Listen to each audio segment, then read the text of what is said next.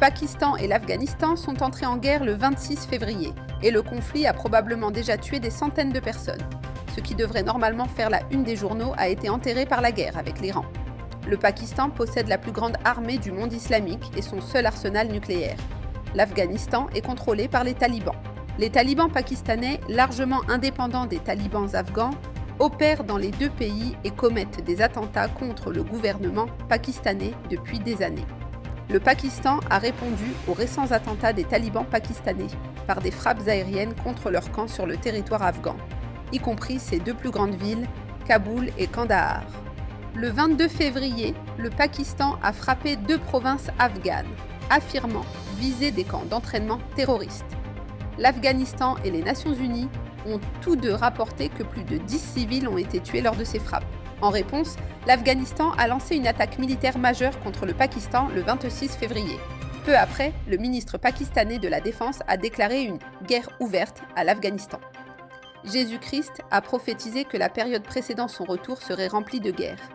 Le fait qu'un conflit de cette ampleur soit éclipsé par une autre guerre laisse présager les calamités qu'il a prophétisées. Pour en savoir plus, lisez l'Armageddon nucléaire et À la porte.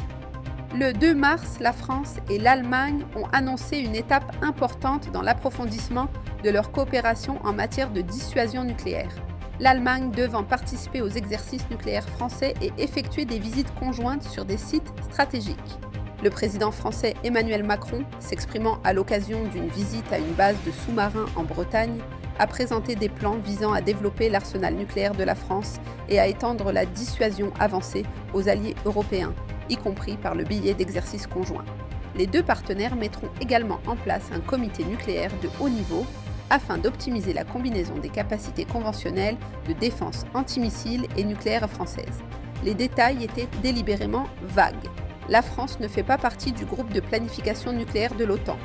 Même les États-Unis pourraient être tenus dans l'ignorance des stratégies et des capacités que la France et l'Allemagne coordonnent jusqu'à ce qu'elles soient utilisées. L'Allemagne affirme constamment qu'elle agit en accord avec les intérêts de l'OTAN, alors que ses actions sablent la force de l'Alliance, qui a été créée à l'origine pour maintenir l'armée allemande à un bas niveau.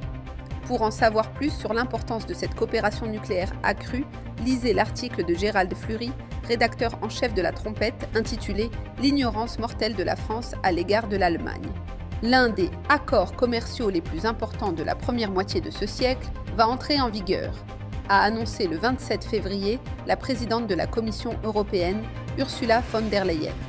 L'accord commercial entre l'Union européenne et le Mercosur sera provisoirement mis en œuvre avant l'été, malgré les manifestations à grande échelle des agriculteurs, l'opposition de la France, deuxième économie de l'Union européenne, la demande de révision judiciaire par les membres du Parlement européen et le fait que les tribunaux n'aient pas encore jugé l'accord légal. Le Mercosur est le bloc commercial latino-américain composé de l'Argentine, du Brésil, du Paraguay et de l'Uruguay. Elle représente près de 300 millions de personnes et un produit intérieur brut combiné de 2 à 3 000 milliards de dollars. Après 25 ans de négociations, l'accord a finalement été signé le 17 janvier, en grande partie en réponse aux politiques commerciales combatives et erratiques des États-Unis. Une faible majorité du Parlement européen a refusé de ratifier l'accord et a tenté de retarder sa mise en œuvre en l'envoyant devant la Cour européenne de justice. Madame von der Leyen a tout de même décidé de le mettre en œuvre.